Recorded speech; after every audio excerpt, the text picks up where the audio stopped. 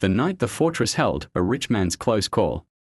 James Whitmore had everything: a booming tech empire, a mansion perched atop the hills of Bel Air, and a family he loved more than his millions. But on a rainy Thursday night, his wealth wasn't what saved his family, it was something much more personal. It started just after midnight. James was in his study, finishing some last-minute paperwork, when his security system pinged. 3 figures, masked, armed, and moving with precision, were breaching the perimeter. They weren't petty burglars. These men came with intent. He rushed to his bedroom and locked the door, waking his wife, Catherine, and their 2 children. Catherine, still skeptical of the decisions James had made, muttered, "We live in one of the safest neighborhoods in the country. I told you we didn't need a panic room." But James hadn't listened to her back then. A year ago, against her protests, he'd installed a custom-designed ballistic-grade safe room, disguised as a walk-in video lounge, bulletproof walls, independent ventilation, secure satellite phone, and a hidden army. The intruders were now in the house. James ushered his family into the room, locked it down, and grabbed the handgun he had trained with but never thought he'd use.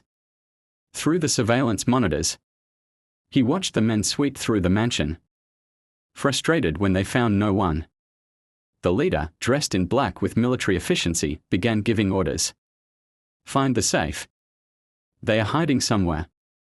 But every room they entered, every hallway they searched, led to nothing. The attackers never found the door to the video room, hidden behind a moving bookshelf, camouflaged perfectly into the architecture. And they didn't know that James had already dialed a private emergency response team. He kept on retainer, former military. 10 minutes out. 10 minutes never felt so long. As the men started prying into the master bedroom, one of them got close, dangerously close, to the hidden entrance. James quietly turned off the screen and stood between his family and the door, armed and ready. Then, the sound of tires on gravel. Heavy boots. Orders shouted. Flashbangs. The intruders were apprehended before they could escape.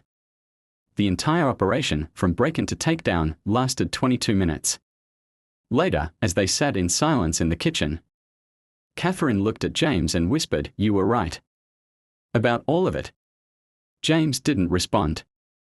He just stared at the hallway where the hidden door had saved their lives. In the end, it wasn't the money that protected them. It was the foresight. The paranoia some called madness.